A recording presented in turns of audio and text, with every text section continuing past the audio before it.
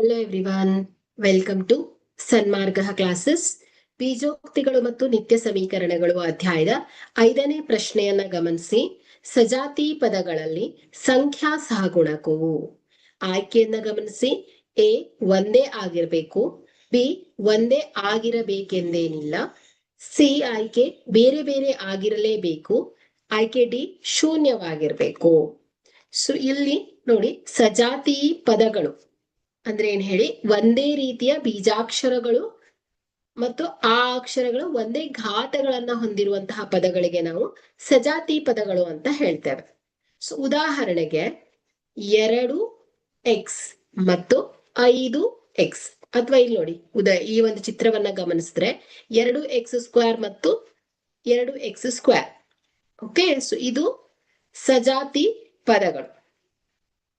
ಆದ್ರೆ ಇದರ ಸಹಗುಣಕವನ್ನ ನೋಡಿದ್ರೆ, ಸೊ ಇಲ್ಲಿ 2 ಇದೆ, ಸೊ ಇಲ್ಲೂ ಕೂಡ 2 ಇದೆ. ಸೊ ಕೆಲವೊಂದು ಸಂದರ್ಭದಲ್ಲಿ ಆಗತ್ತೆ.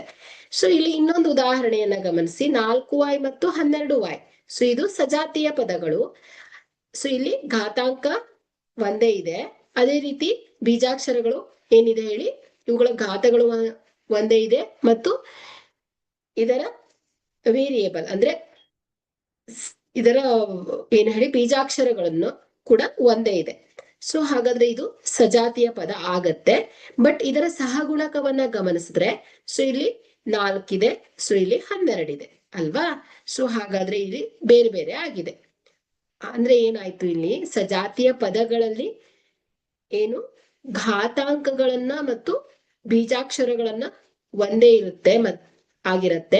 ಆದ್ರೆ ಸಹಗುಣಕಗಳು ಬೇರೆ ಬೇರೆ ಆಗಿರ್ಬಹುದು, ಒಂದೇ ಆಗಿರ್ಬೇಕು ಅಂತ ಏನಿಲ್ಲ. ಸೊ ಒಂದೇ ಆಗಿದ್ರು ಪ್ರಾಬ್ಲಮ್ ಇಲ್ಲ, ಬಟ್ ಬೇರೆ ಬೇರೆನೂ ಆಗಿರತ್ತೆ.